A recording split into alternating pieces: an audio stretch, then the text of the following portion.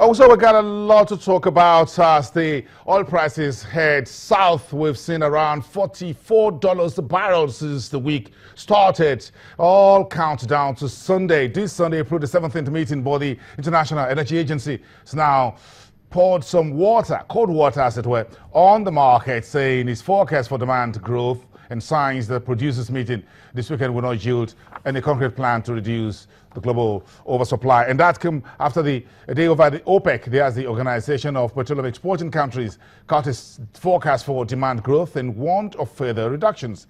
Let's bring in research analysts from financial derivatives company here in Lagos. Ada Konobi is talking to us via Skype. Ada, good afternoon. Thank you very much for coming through. Talk to us through the week. It's been an interesting one. We started around $45 a barrel. We're now back to around $41 a barrel. Looks like the party is already, well, what happens this weekend? Put it straight. Well, traders are anticipating the outcome of the Doha meeting coming up on Sunday. So there's going to be a very volatile trading session on Sunday. What's interesting is that Russia's production for March increased. It reached a 30-year high, post-Soviet record of about 0.91 million barrels.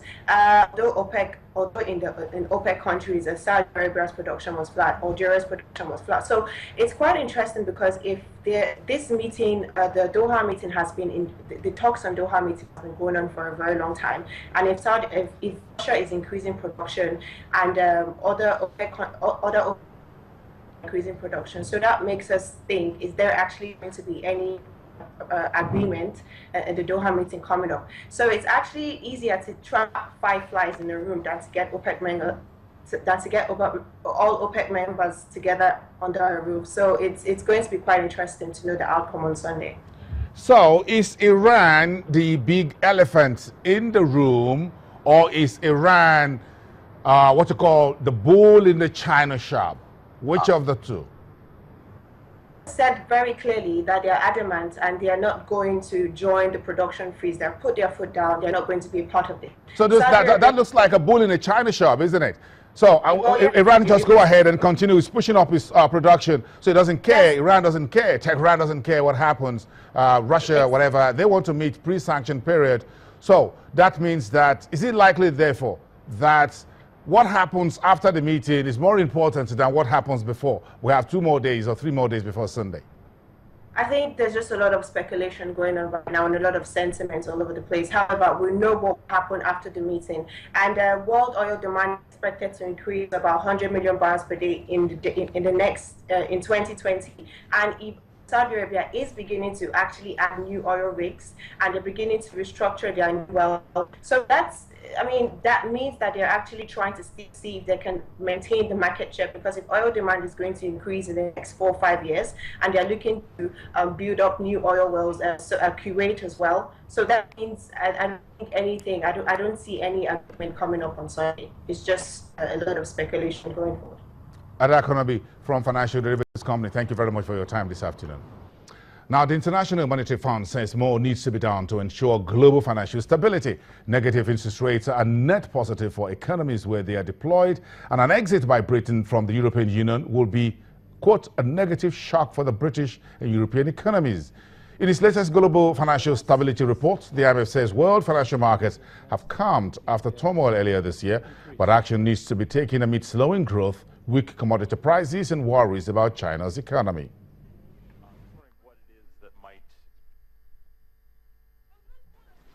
Much is at stake, and additional measures are needed to deliver a more balanced and potent policy mix.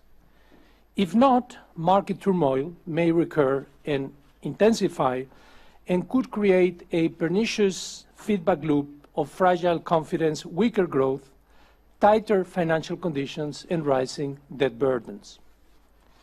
This could tip the global economy into economic and financial stagnation.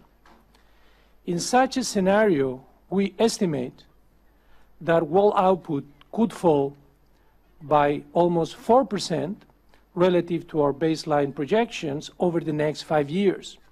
And this would be roughly equivalent of foregoing 1 year of global growth. In my judgment, negative interest rates are useful for relaxing monetary and financial conditions, which should support aggregate demand and also price stability.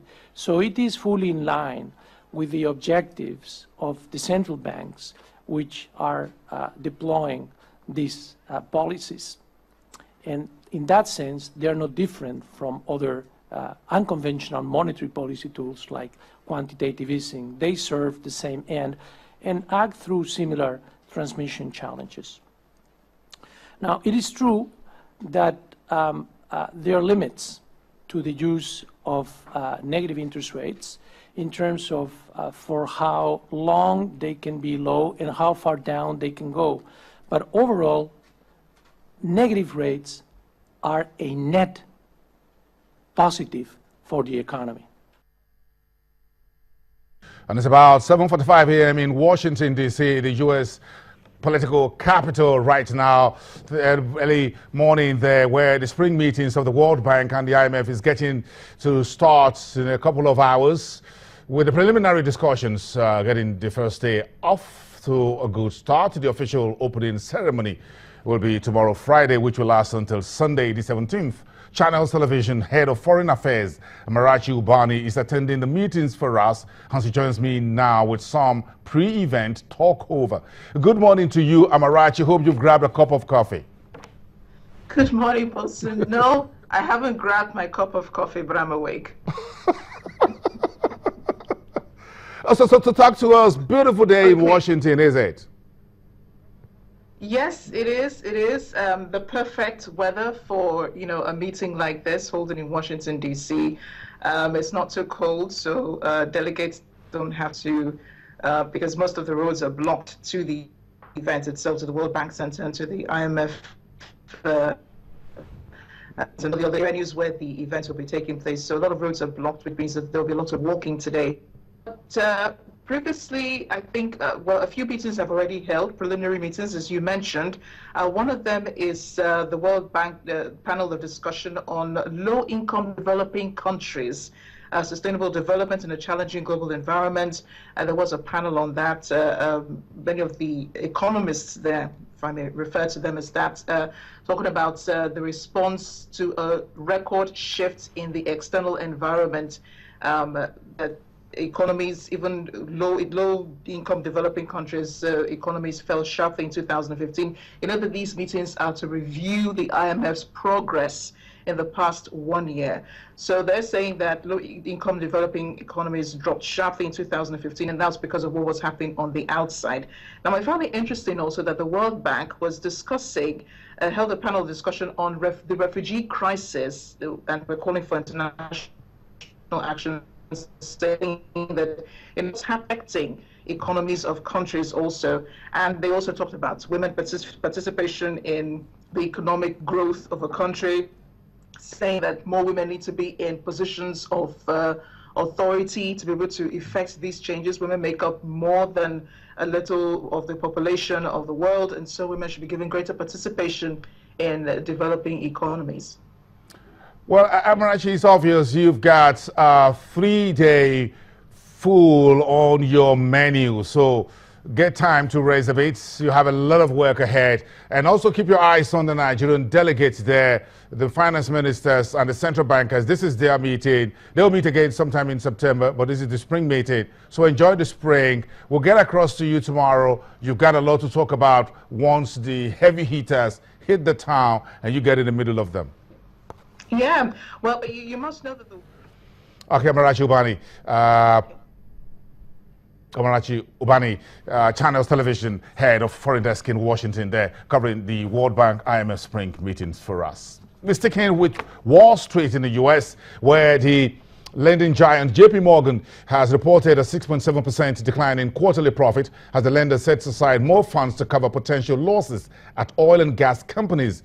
JP Morgan's earnings was also hit by a decline in revenue from trading and investment banking. Net profit fell to $5.52 billion in the 3 months to the end of March from $5.91 billion a year earlier.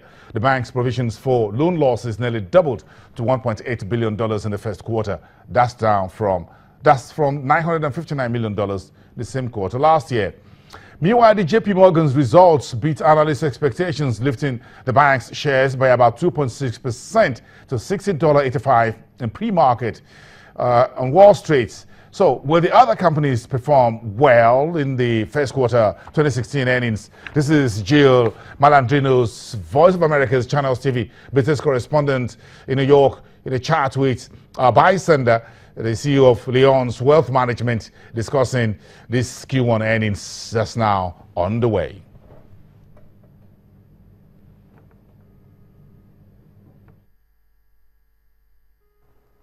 JP Morgan kicked off the bank earnings season and they beat on the top and bottom line, although the results were lower from those in 2015. Sandra, do you think that's going to be the trend for first quarter earnings now?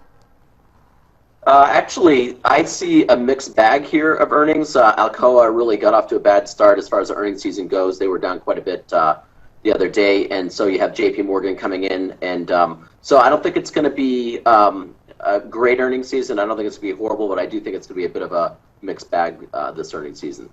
It's interesting this week we're starting to hear more bullish sentiment because a lot of analysts and traders have been very bearish throughout this rally where they just didn't trust it. But in the beginning of the week, you're starting to see that capitulation back to the bullish side. What does that signal to you?